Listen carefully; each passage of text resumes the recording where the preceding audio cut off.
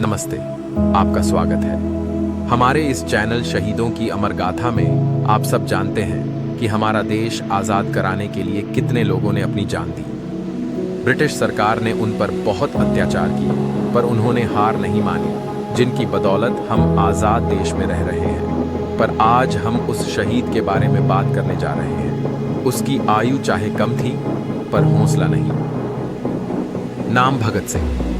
भगत सिंह का जन्म 28 सितंबर 1907 को बंगा जिला लायलपुर, पाकिस्तानी पंजाब में हुआ।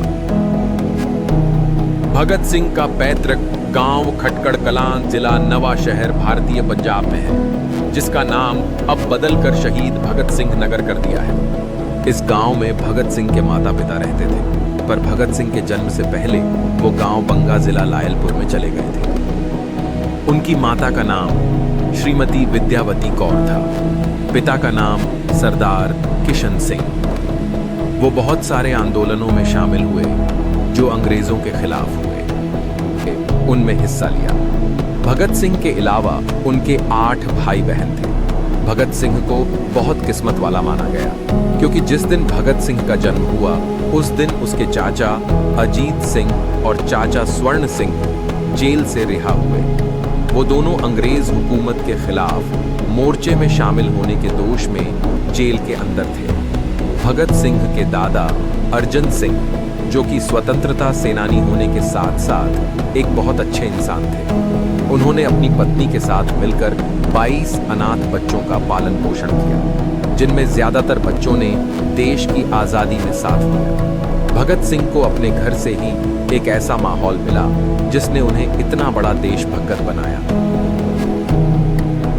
छोटी छोटी बातें जिनसे यह पता चल गया था भगत सिंह को देश से कितना प्यार है। एक बार की बात है, भगत सिंह बचपन में खेत में काम कर रहे थे। उनके चाचा अजीत सिंह और पिताजी खेत में हल चला रहे थे। तभी उन्होंने छोटे भगत सिंह को देखा, जो मिट्टी में कुछ बो रहा था। चाचा ने हंसकर पूछा, अरे भगत, तू क्या बो रहा है? भगत सिंह ने गंभीरता से जवाब दिया, मैं बंदूकें बो रहा हूं। सब लोग हैरान रह गए। उन्होंने कहा, बंदूकें? बेटा, मिट्टी में बंदूकें कहां से उगेंगी? तो भगत सिंह ने मासूम पर दृढ़ स्वर में कहा, जब देश गुलाम है तो खेतों में अनाज नहीं, बंदूकें ही उगनी चाहिए, तभी अंग्रेजों से आजादी मिलेगी। यह सुनकर उनके पिता और चाचा की आंखें भर आईं। उस छोटी उम्र में ही भगत सिंह का देशभक्ति से भरा दिल यह दिखा रहा था कि आने वाले समय में वह भारत की आजादी के लिए क्या बनने वाले हैं। अगर बात शिक्षा की करें तो भगत सिंह ने अपनी शुरुआती शिक्षा लाहौर के DAV स्कूल से की। पढ़ाई पूरी हो जाने के बाद भगत सिंह ने लाहौर के नेशनल कॉलेज में दाखिला लिया, जो कि लाला लाजपत राय द्वारा स्थापित किया गया था। पर उन्होंने अपनी कॉलेज की पढ़ाई बीच में छोड़ दी, क्योंकि वो अंग्रेजों के खिलाफ चल रहे आंदोलनों में हिस्सा लेना चाहते थे। अप्रैल 1919 जलियांवाला बाग में हुआ हत्याकांड ने भगत सिंह के जीवन पर बहुत गहरा असर डाला, क्योंकि हजारों बेगुनाह लोग मारे गए, जिसलिए भगत सिंह ने सुगंध ली कि वो फिरंगियों को देश से निकालेगा। भगत सिंह करतार सिंह सराभा को अपना आदर्श मानता था, जो केवल 19 साल के थे जब अंग्रेजों ने उन्हें फांसी लगाई। भगत सिंह अंग्रेजों के खिलाफ कई आंदोलनों में शामिल हुए। उन्होंने नौजवान भारत सभा की स्थापना की। उन्होंने कृति किसान पार्टी और कई आंदोलनों में हिस्सा लिया। अक्टूबर 1928 को लाहौर में जब लाला लाजपत राय नौजवानों के साथ साइमन कमीशन के भारत आने का विरोध कर रहे थे, तब लाहौर पुलिस ने उन सब पर लाठीचार्ज किया। इन सब में लाला लाजपत राय गंभीर रूप से जख्मी हुए। इन चोटों के कारण 17 नवंबर 1928 को उनका देहांत हो गया।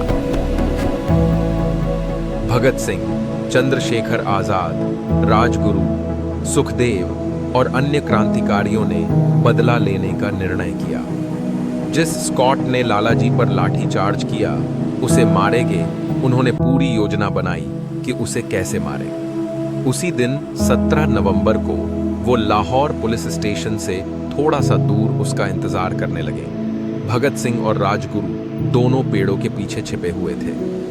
जब वह पुलिस वाला अपने बुलेट से आ रहा था, तब राजगुरु ने उस पर गोली चलाई तो वो गिर गया। तभी भगत सिंह ने भी गोलियां चला दी, जिससे उसकी मौत हो गई। गोली की आवाज सुनते ही पुलिस वाले भाग कर आए। पुलिस ऑफिसर पर जिसने गोली चलाई उसे ढूंढने लगे। दूसरी तरफ भगत सिंह और उनके साथियों ने पोस्टर छपवाकर सार्वजनिक कर दिया था कि पुलिस अधिकारी को उन्होंने मारा है, जिस कारण पुलिस उन्हें हर तरफ ढूंढ रही थी। तब भगत सिंह को वहां से बाहर निकलवाने में दुर्गा देवी वोहरा ने मदद की, जिन्हें सब दुर्गा भाभी कहते थे, क्योंकि वो अपने पति के साथ इस आंदोलन में भगत सिंह और उनके साथियों की मदद करती थी, जैसे कोई चिट्ठी पहुंचाना और अंग्रेजों की गतिविधियों के बारे में जानकारी रखना। तभी दुर्गा भाभी ने अपना रूप बदलकर एक सजीले नौजवान के साथ पत्नी और बच्चे का स्वांग रचा, जबकि भगत सिंह अपनी दाढ़ी मुड़ाकर और पगड़ी की जगह अंग्रेजी हैट पहनकर उनके पति बने। उन्होंने लाहौर से कलकत्ता जाने वाली ट्रेन में 3 टिकट लिए और अंग्रेजों की नजरों से बचते हुए हावड़ा पहुंचे, जहां पर भगत सिंह ने बटुकेश्वर दत्त के पैतृक गांव हुयारी में कुछ दिन रहे। उसके बाद वो जब वापस आए तो उन्होंने देखा ब्रिटिश सरकार लोगों को बहुत तंग कर रही है। उन्होंने अपने साथी के साथ मिलकर अंग्रेजों को डराने के लिए दिल्ली असेंबली में बॉम्ब फोड़ने की योजना बनाई, जिसका मकसद सिर्फ अंग्रेजों को चेतावनी देना था कि अब आप ज्यादा समय इस देश को गुलाम नहीं रख सकते। दिन 8 अप्रैल 1929 को अंग्रेजों ने सेफ्टी बिल और ट्रेड डिस्प्यूट्स बिल असेंबली में पेश किया था। ये बहुत ही दमनकारी कानून थे। इसके विरोध में भगत सिंह ने असेंबली में बम फोड़ा और इनकलाब जिंदाबाद के नारे लगाए। इस काम में बटुकेश्वर दत्त भी भगत सिंह के साथ थे। बम फोड़ने के बाद वो वहां से भागे नहीं, बल्कि वहीं खड़े रहे और अपने आप को पुलिस के हवाले कर दिया गया। इस जुर्म के लिए उन्होंने कोर्ट में 6 जून 1929 को पेश किया गया, जहां पर उनके बयान लिए गए। अंत 12 जून को उनको आजीवन कारावास की सजा सुनाई गई, जबकि बाद में सैंडर्स की मौत के केस में भगत सिंह को फांसी की सजा सुनाई गई। साथ साथ राजगुरु और सुखदेव को भी फांसी की सजा सुनाई गई, क्योंकि तीनों स्वतंत्रता सेनानी Hindustan socialist Republican association (HSRA) के प्रमुख सदस्य थे और उन्होंने मिलकर ब्रिटिश सरकार के खिलाफ विभिन्न घटनाओं को अंजाम दिया था। भगत सिंह लगभग 2 साल जेल में रहते हुए उन्होंने कई किताबें पढ़ी और लेख लिखे। उन्होंने अपने विचारों से हिंदुस्तान के नौजवानों को जागरूक किया। एक लेख में भगत सिंह ने यह बताया कि वो नास्तिक क्यों हैं, क्योंकि वो मानते थे कि अगर कोई भगवान होता तो हमारी मदद करता। ऐसे ही समय बातीत होता गया। अंत कोर्ट ने फैसला दिया कि 24 मार्च 1931 को तीनों भगत सिंह, राजगुरु और सुखदेव को फांसी दी जाएगी। ये पता चलते पूरे देश में हलचल मच गया। लोग लाहौर जेल की तरफ चल पड़े। भगत सिंह और उसके साथियों को बचाने के लिए जेल के बाहर बहुत लोग इकट्ठा हो गए। यह सब देखते हुए फांसी का समय बदल दिया गया, जबकि उनको फांसी 24 तारीख को दिन में दी जानी थी। 23 तारीख की शाम को करीब 7:30 को दे दी गई, जब भगत सिंह और उनके साथियों को फांसी देने के लिए ले जा रहे थे। तब सारी जेल इनकलाब जिंदाबाद के नारों से गूंज रही थी।